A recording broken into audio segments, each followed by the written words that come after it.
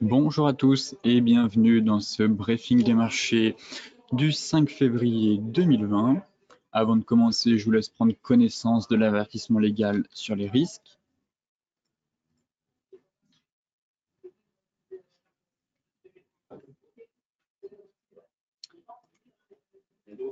Et tout de suite, on va s'attaquer à l'actualité des marchés.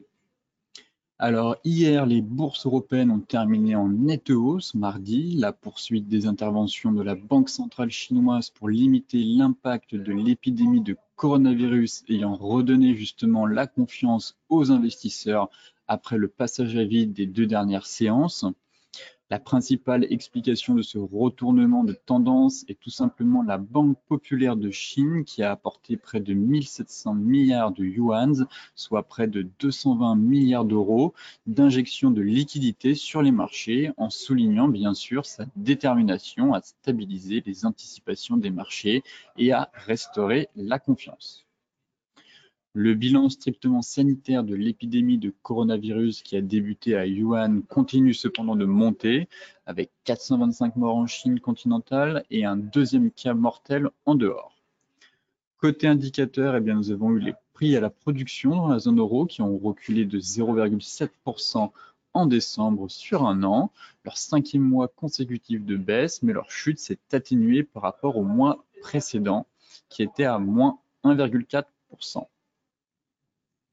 Côté US, Wall Street a terminé en hausse au terme d'une séance où l'intervention massive de la Banque centrale de Chine a dissipé en partie les inquiétudes liées aux conséquences économiques de l'épidémie de coronavirus. La bourse de New York, elle, avait déjà terminé nettement dans le vert lundi, regagnant une partie des lourdes pertes encaissées vendredi en raison des inquiétudes liées à l'épidémie virale apparue en Chine. Dans l'espoir de rassurer les marchés, la Banque centrale chinoise a notamment injecté des milliards de liquidités ces 2 derniers jours et Pékin continue à prendre des mesures très strictes de confinement afin de tenter de limiter la propagation du virus. Côté indicateur, aux États-Unis, les commandes à l'industrie ont augmenté de 1,8% en décembre, la plus forte hausse depuis le mois d'août 2018 grâce au secteur de la défense. Mais la faiblesse persistante de l'investissement en équipement industriel suggère que le potentiel de rebond du secteur manufacturier reste limité. Tout de suite, passons à la partie graphique et on va commencer avec le CAC 40. Qui reprend de la hauteur maintenant depuis les 2 dernières séances. Tout simplement, on est parvenu à reconquérir les 5950 points. Actuellement, on travaille, on est repassé à la hausse, du moins sur notre canal baissier, on est repassé au-dessus de la bande basse et on est en train de franchir la moyenne mobile 50. Donc éventuellement, on pourrait avoir une nouvelle vague de hausse en direction des 6045 et des anciens plus hauts. Il va quand même falloir confirmer cette belle bougie en clôture daily, mais pour moi, voilà, on repasse, on avait notre zone de polarité située à 5950 points, et actuellement, on est en train de faire une belle bougie qui casse moyenne mobile 50, qu'on réintègre notre canal haussier, et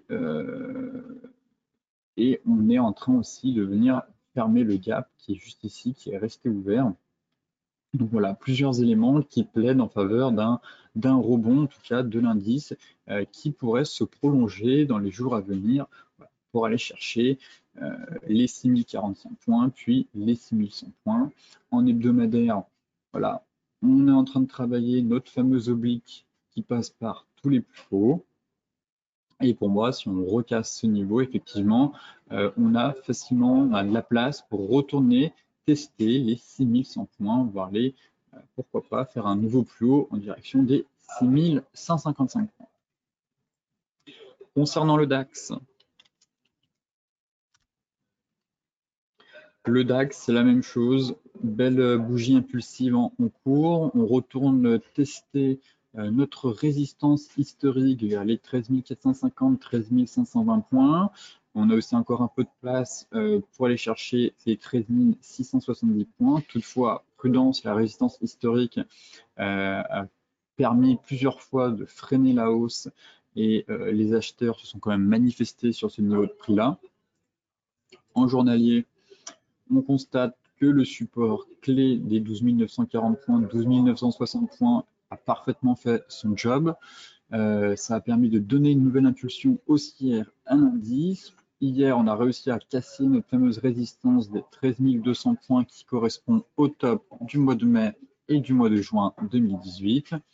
Là, actuellement, on réintègre aussi notre oblique de tendance haussière qui passait par tous les plus bas et on se dirige tout droit vers la résistance historique.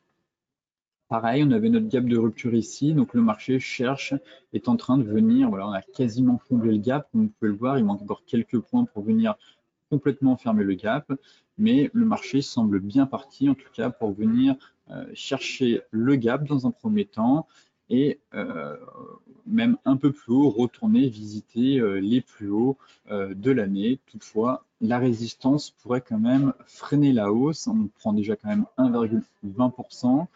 Même si les banques centrales injectent des liquidités et soutiennent les marchés, c'est pas pour autant qu'on va avoir une hausse de 4-5% derrière dans les séances à venir. Il faut quand même rester prudent. On voit qu'à chaque fois, cette borne haute de canal a effectivement permis aux vendeurs de se manifester et actuellement on est en train de retourner la tester, donc on a un peu plus de place cette fois-ci vu qu'on a une correction, qu'on est en train de reprendre un peu de hauteur.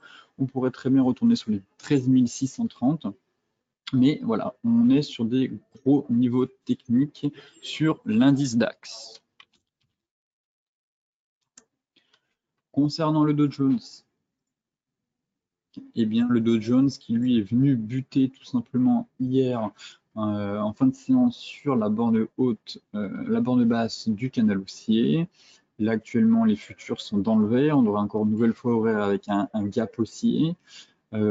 Très solide l'indice toujours, hein. Le support ici a tenu les 28 175 points. Et tant qu'on ne franchit pas ce support, il n'y a pas d'alerte baissière sur l'indice.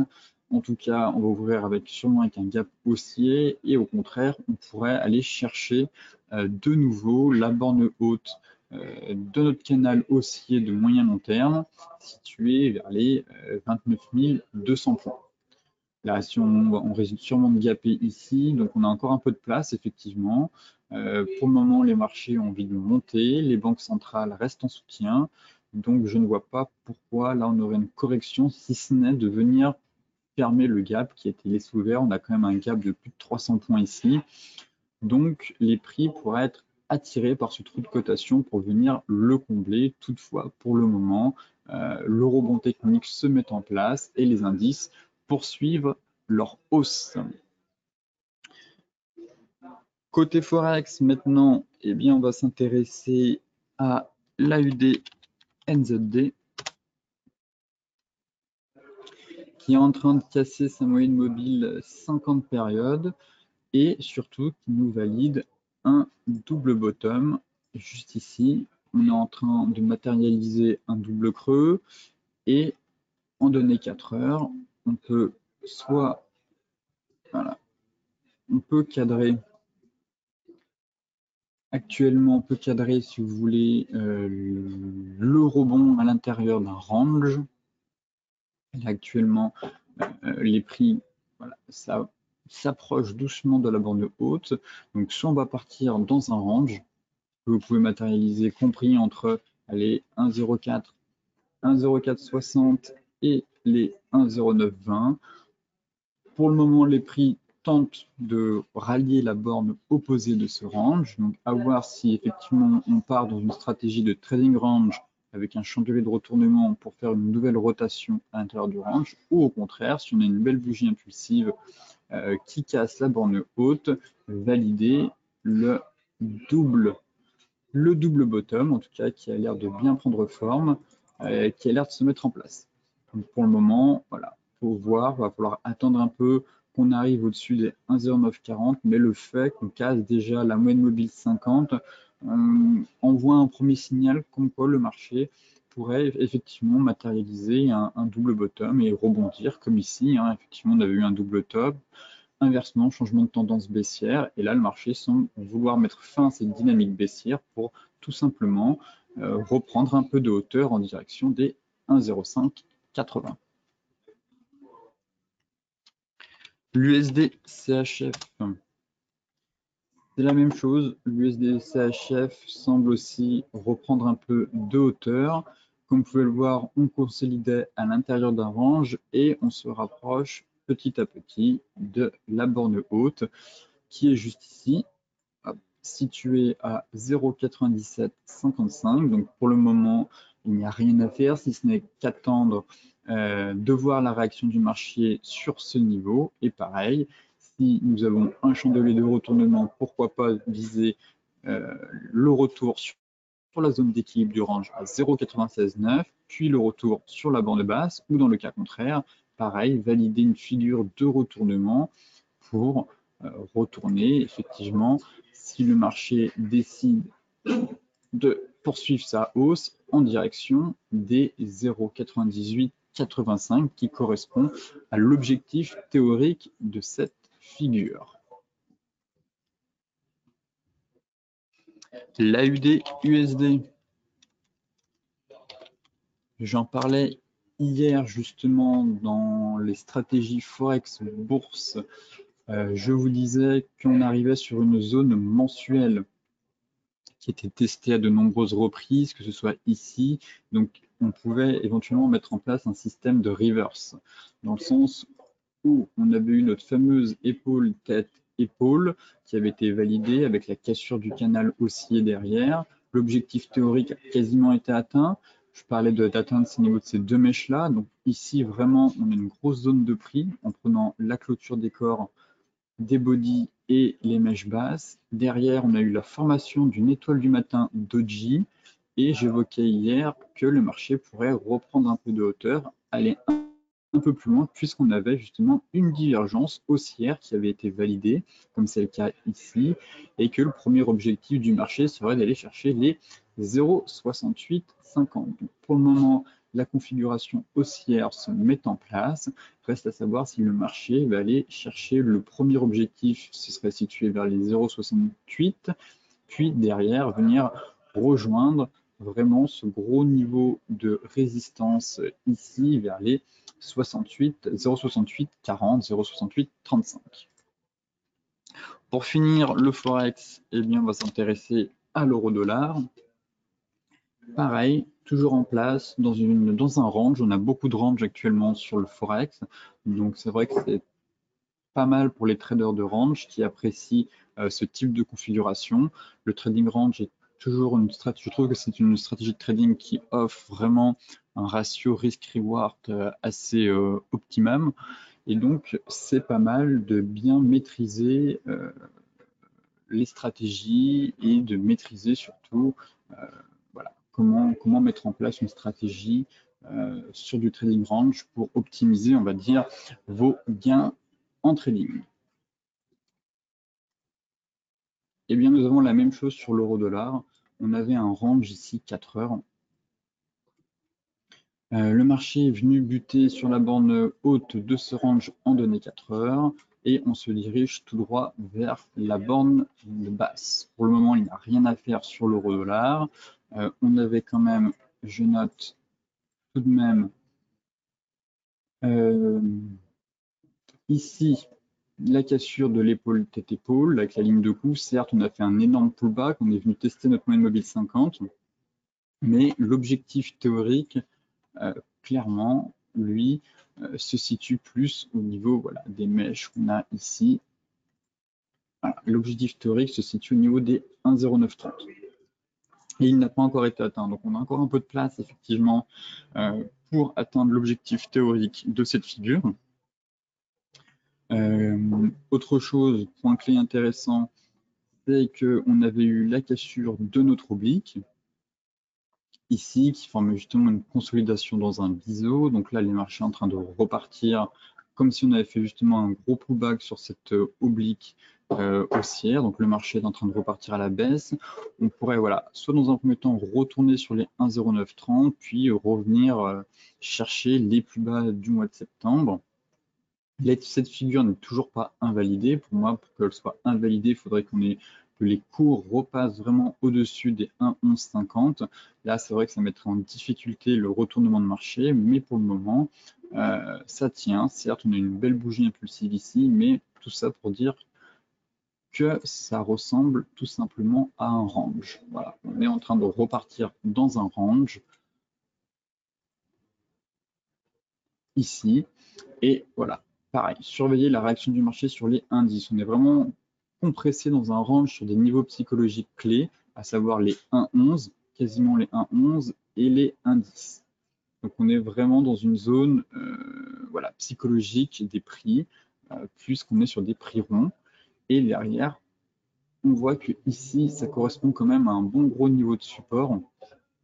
Et le marché est venu, voilà, à chaque fois, on bute quand même sur ce support qui correspond à la fois justement à la borne de base de notre range 4 heures.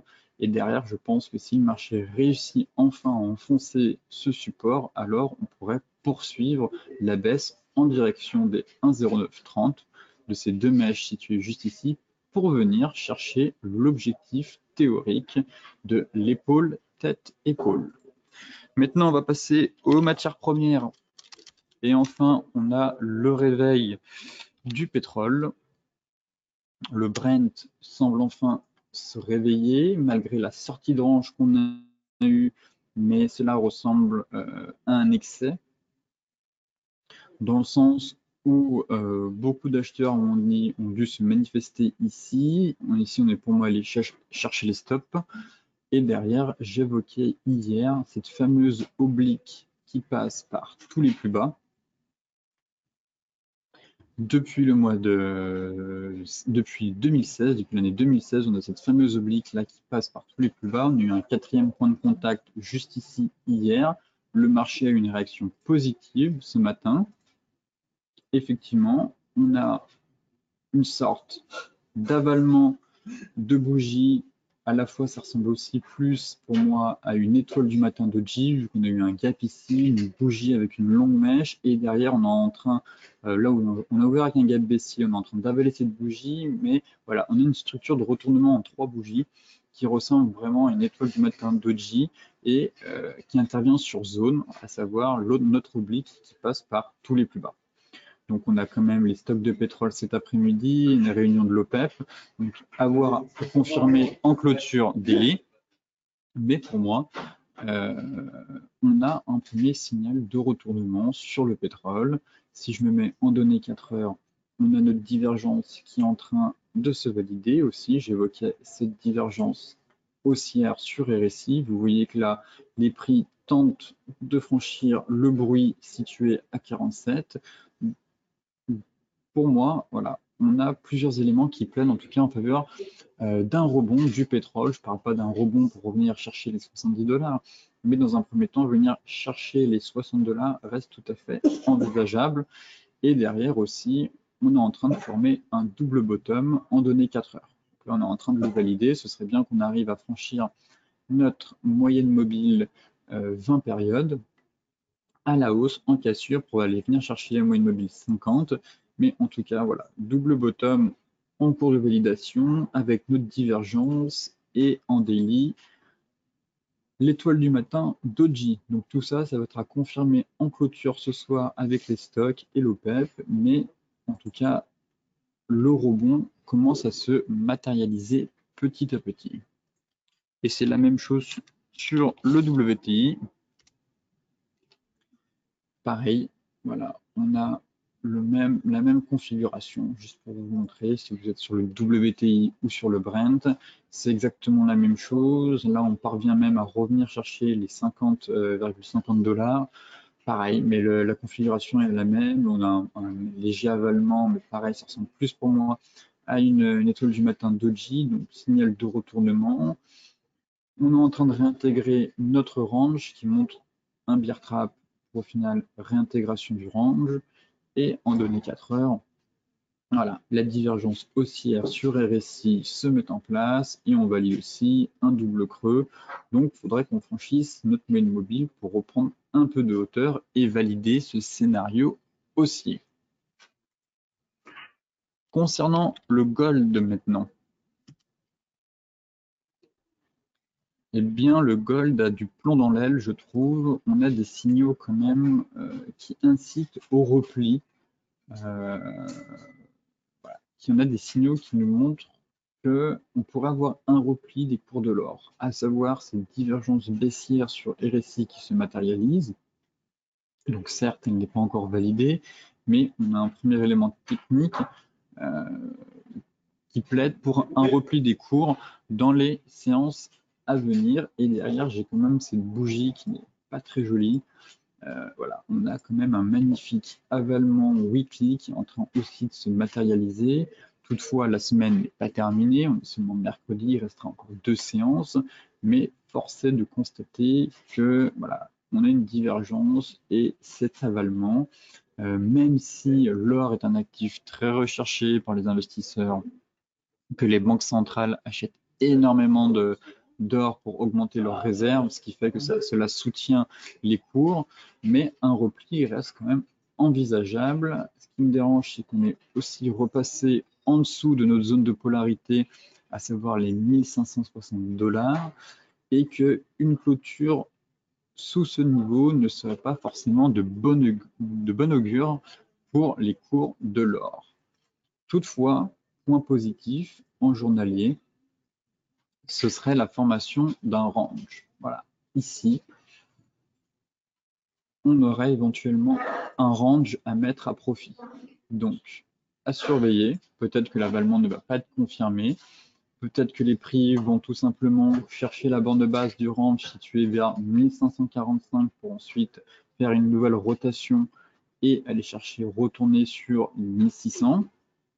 Voilà le point positif qu'il y a actuellement sur l'or, malgré la formation en hebdomadaire d'une divergence et de l'avalement. Toutefois, l'avalement n'est pas encore confirmé, la divergence non plus, alors que là, les prix se rapprochent justement de la bande basse. Donc, ça va être intéressant de voir la réaction du marché sur ce niveau, savoir si au contraire, on va enfoncer les 1544 pour revenir rejoindre, chercher notre moyenne mobile. Et pourquoi pas repartir en direction des 1500 si vraiment ça ressemble un peu à un double top, ou au contraire dessiner un chandelier de retournement pour finalement faire une rotation complète du range en direction des 1595 et effectivement si on a une sortie par le haut, cela pourrait facilement donner un objectif théorique vers les 1650.